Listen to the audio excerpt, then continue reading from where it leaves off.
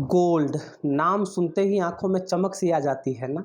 आइए इस वीडियो में हम लोग गोल्ड के बारे में बात करेंगे, खास करके डिजिटल गोल्ड के बारे में। लेकिन उससे पहले मैंने अपनी शादी के टाइम पे गोल्ड ख़रीदा था।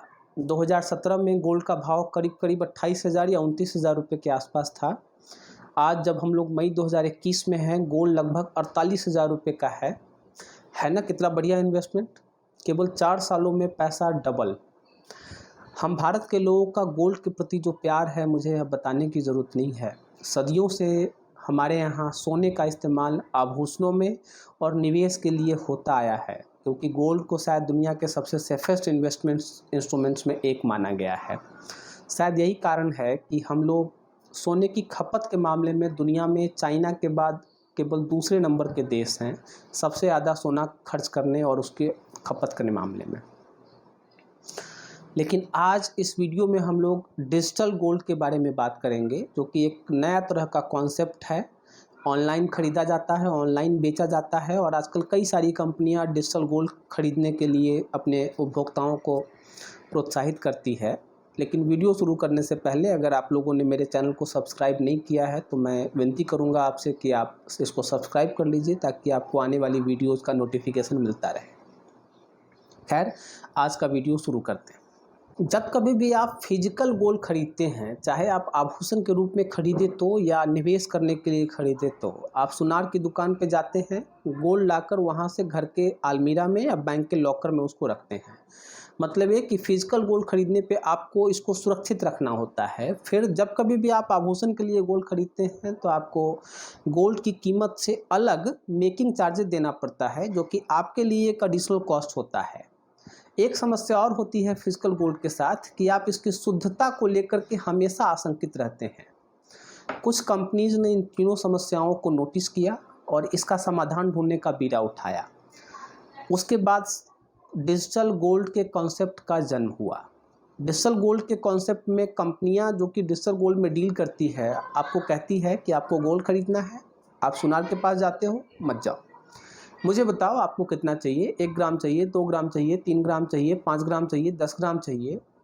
आप मुझे उतने ग्राम का आज के भाव के हिसाब से पैसा दो और मैं आपके लिए आपके नाम से उतना ही सोना खरीद लूँगा, और उसको या तो अपनी तिजोरी में या कोई हमने थर्ड पार्टी अपॉइंट कर रखा है उसकी तिजोरी में सुरक्षित रखूँगा, और आपको एक सर्टिफिकेट दूँगा जिसमें कि यह लिखा होगा कि मैंने इस तारीख को इस भाव पे इतने कैरेट का इतना सोना आपके लिए खरीदा है, जो कि फलाने जगह पे फलानी कंपनी के पास है, हमारे पास ही सुरक्षित रखा हुआ है। अब सवाल उठता है कि अगर हमारे पास सोना नहीं रहेगा तो क्या सोना तो भाई हम हो सकता है आभूषण में उसको इस्तेमाल करने की ज़रूरत महसूस हो, कभी अगर ज़रूरत पड़ती हो भविष्य में साल 2 साल 5 साल के बाद तो उसको बेच सकते हो। तो यहाँ पे कंपनियाँ कह रही हैं कि आपको आभूषण बनवाना है, आप हमें मतलब बताओ, आप जब भी कहोगे, आप डिलीवरी रिक्वेस्ट करोगे, हम आपसे डिलीवरी का कुछ पैसा लेंगे, और पैसा लेने के बाद आप जहाँ कहीं भी कहोगे, आपके घर पे, आपके ऑफिस में या जहाँ कहीं भी आप कहोगे, वहाँ आपका जो सोना है आपको डिलीवर कर देंगे, फिजिकल सोना। फिर आपने कहा कि अगर मुझे बेचना हो तो यहाँ कंपनियाँ एक बात और कह रही है आपसे कि जब कभी भी आपको बेचना है आपका सोना, तो आपको कुछ नहीं करना, आपको जैसे आपने घर बैठे सोना खरीदा था वैसे आप घर बैठे बेच भी सकते हो, और विद इन ए मिनट या फिर 2 4 5 10 मिनट आधे घंटे के अंदर में आपके खाते में आपका पैसा आ जाएगा, और जिस दिन आपने बेचा है उस दिन जो भाव लगेगा, जो भाव होगा सोने का, उसी भाव के हिसाब से आपका सोना बिक जाएगा। बस उसके बाद जो आपको हमने सर्टिफिकेट दिया होगा आपकी गोल्ड होल्डिंग का, वो सर्टिफिकेट आपका कैंसिल हो जाएगा।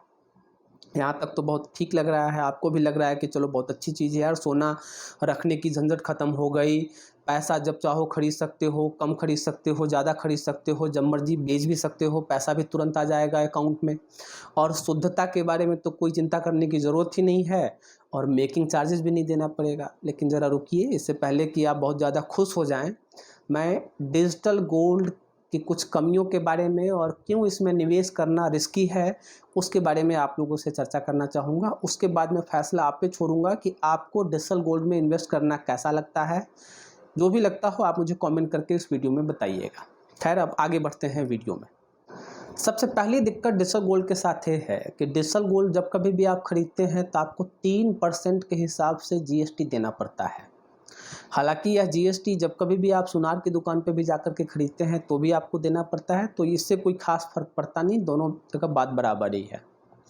दूसरी सबसे बड़ी दिक्कत यह है कि डिजिटल गोल्ड में एक तय सीमा के बाद आपको उसकी डिलीवरी लेनी पड़ती है, और अगर आपने उसकी डिलीवरी नहीं ली या आपने वो डिजिटल गोल्ड नहीं बेचा तो आपको जिस कंपनी से आपने सोना खरीदा है, जिसने आपका सोना सुरक्षित रखा हुआ है अपनी तिजोरी में या किसी थर्ड पार्टी की तिजोरी में, उसको आपको हर महीने कुछ न कुछ फ़ीस देनी पड़ती है। तो बात यहाँ आती है कि जब मुझे अपने सोने को सुरक्षित रखने के लिए फ़ीस देनी है तो बेहतर है कि मैं अपने बैंक में क्यों ना उसको रखूँ, लॉकर में रखूँ और बैंक को लॉकर की फ़ीस दूँ। यहाँ दो चीज़ें हैं।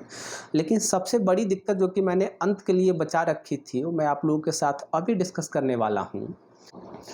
डिजिटल गोल्ड में निवेश करने का सबसे बड़ा रिस्क ये है कि ये कंपनियां कैसे काम करती हैं इसको कोई देखने पूछने वाला नहीं होता है। हालांकि सेबी को डिजिटल गोल्ड में डील करने वाली कंपनीज को रेगुलेट करने की जिम्मेदारी दी गई है अभी हाल में ही, लेकिन चूंकि अभी एक नया कॉन्सेप्ट है तो इसको फुल प्रूफ होने में टाइम लगेगा। अब आइए डिजिटल गोल्ड में इन्वेस्टमेंट के रिस्क को समझते हैं। कोई नहीं जानता कि यह कंपनियां कैसे काम करती हैं। हाँ, मानते हैं कि आपके पास एक कागज़ का सर्टिफिकेट है, लेकिन वह सर्टिफिकेट रुपया नहीं है, नोट नहीं है जिस पे कि भारत सरकार ने गारंटी दी हुई है। आपको यह भी समझने की ज़रूरत है कि यह सर्टिफिकेट आपको किसी क्रेडिबल एजेंसी ने नहीं दिया है। यह सर्टिफिकेट आपको एक प्राइवेट कंपनी ने दिया है जिसको कोई बिजनेसमैन चला रहा है मुनाफा कमाने के लिए। और अगर किसी दिन उसका मन कर गया कि चलो एक बार में ही ज़्यादा मुनाफा कमाते हैं, तो फिर वह कंपनी कब सहारा बन जाएगी और उसके चलाने वाले लोग कब विजय माल्या हो जाएंगे आपको पता भी नहीं चलेगा। ऐसे में आपके पास केवल एक कागज़ का टुकड़ा रह जाएगा, कोई गोल्ड नहीं, कोई पैसा नहीं। अब आप पूछ सकते हैं कि डिजिटल गोल्ड कंपनी तो गोल्ड की देखरेख के लिए ट्रस्टी रखती है, अपने खातों की जांच चार्टर्ड अकाउंटेंट से करवाती है, फिर तो हमारा गोल्ड सेफ है ना। तो आप यह भी समझ लीजिए कि ट्रस्टी और चार्टर्ड अकाउंटेंट भी यह कंपनियां खुद ही चुनती हैं और उन्हें मोटी फीस देती है। अब ऐसा बहुत रेयर ही होता है कि मैं आपसे पैसे भी लूँ और आपकी कमियां भी बताऊं, वो भी दुनिया को। तब आप समझ गए होंगे कि ट्रस्टी और चार्टर्ड अकाउंटेंट और उनकी रिपोर्ट्स पे आपको कितना भरोसा करना चाहिए। और एक बात, चार्टर्ड अकाउंटेंट्स और ऑडिटर्स और प्रोफेशनल्स तो नीरव मोदी की कंपनियों में भी जांच किया करते थे। विजय माल्या, सहारा, मेहुल चोकसी, सत्यम कंप्यूटर्स, ऐसे सैकड़ों कंपनियों के खातों की जांच करते थे, लेकिन लोगों का पैसा कहाँ हवा हो गया लोगों को पता तक नहीं चला। और जब तक लोगों को पता चला तब तक काफ़ी देर हो गई थी। लोगों को अरबों रुपए का चूना लग चुका था। अब अंत में आप यह भी पूछ सकते हैं कि डिजिटल गोल्ड में इन्वेस्टमेंट गूगल पे, फ़ोनपे, पेटीएम जैसे रेपुटेड कंपनीज़ के माध्यम से होता है, तो कम से कम यह कंपनियां तो नहीं भागेगी, क्योंकि इनका रेपुटेशन बहुत बढ़िया है बाज़ार में। तो आपको एक बात और समझने की ज़रूरत है कि गूगल पे, फ़ोनपे, पेटीएम जैसी जो कंपनियां हैं ये एज ए ब्रोकर का काम करती हैं। आपको खुद ही गोल्ड नहीं बेच रही हैं। ये क्या कर रही हैं कि गोल्ड जो कंपनियां बेच रही हैं डिजिटल गोल्ड, उनके प्रोडक्ट्स एंड सर्विसेज से आपको इंट्रोड्यूस करा रही है। तो यह बीच में केवल और केवल ब्रोकर का काम करती है, और उस ब्रोकर का काम करने के लिए फ़ोनपे, गूगल पे और पेटीएम जैसी कंपनीज को कमीशन मिलता है। अब आप खुद समझ लें कि ब्रोकर का काम क्या होता है कि बायर और सेलर को मिलवाना। बीच में डील होने के बाद अगर कुछ गड़बड़ होती है डील में तो बायर और सेलर आपस में खुद ही निपटेंगे। ब्रोकर को अपना कमीशन मिल गया, उसके बाद न बायर को पूछता है न सेलर को पूछता है। तो जब कभी अगर आपके साथ अगर ऐसे कुछ गड़बड़ी हो जाएगी इन गोल्ड्स खरीदने के बाद, तो ये फ़ोनपे, गूगल पे और पेटीएम जैसी कंपनियां बीच से ऐसे गायब हो जाएंगी। आपकी कोई मदद करने नहीं आने वाला है, कोई आपको नहीं पूछेगा। यह कंपनियां आपकी कोई हेल्प नहीं करेंगी आपका पैसा वापस लेने में, आपका गोल्ड आपको वापस दिलाने में। इसलिए आप इन कंपनियों पे भरोसा करके आप बिल्कुल ही ना करें। दूसरी बात जो सबसे ज़्यादा महत्वपूर्ण है कि अगर मुझे अपना गोल्ड खरीदना है, मेरे पास पैसा है, सुनार की दुकान मुझे मालूम है, मेरे पास अपना घर भी है, मैं उसको सुरक्षित रख सकता हूँ, तो कहीं से भी इस बात में तो कोई समझदारी नहीं है कि मैं अपने पैसों को या अपने गोल्ड को अपना घर होते हुए भी अपने पड़ोसी के पास जाकर के रखा हूँ कि भाई साहब आप इसको सुरक्षित रख लो। इसलिए आपको भी अगर गोल्ड खरीदना है तो मेरी यह सलाह होगी कि डिजिटल गोल्ड में अभी आप ना पड़ें। सोना अगर आपको ख़रीदना है, बहुत बढ़िया निवेश है, पैसा 4-5 सालों में लगभग डबल हो ही जाता है। अगर आपको भी इन्वेस्टमेंट करना है, छोटी छोटी मात्रा में भी इन्वेस्टमेंट करना है, तो आप फिजिकल सोना खरीदें, उसको अपने आँखों के सामने रखें। अगर आपको लगता है कि आपके घर पे आप इस सोने को सुरक्षित नहीं रख पाएंगे, तो आपको बैंक भी मालूम है, बैंक्स में आपका खाता भी है, आपको एक लॉकर लेना है, उस लॉकर में आप इसको डाल दें। वह ज़्यादा सुरक्षित तरीका है, न कि आप अपने पैसे से खरीदे हुए सोने को किसी पड़ोसी के हाथ में दे दें और बाद में आप इस बात के लिए रोते रहें या इस बात के लिए अपने पड़ोसी को ब्लेम करें कि यार वो तो भाग गया, उसने मेरा सोना नहीं दिया, या फिर कल को क्या हो। भाई जिसके पास सोना है फ़िलहाल तो उसी का है। जब तक वो आपके हाथ में है तब तक आपका है, जब तक वो किसी और के हाथ में तब तक किसी और का है। तो आज के लिए बस इतना ही है।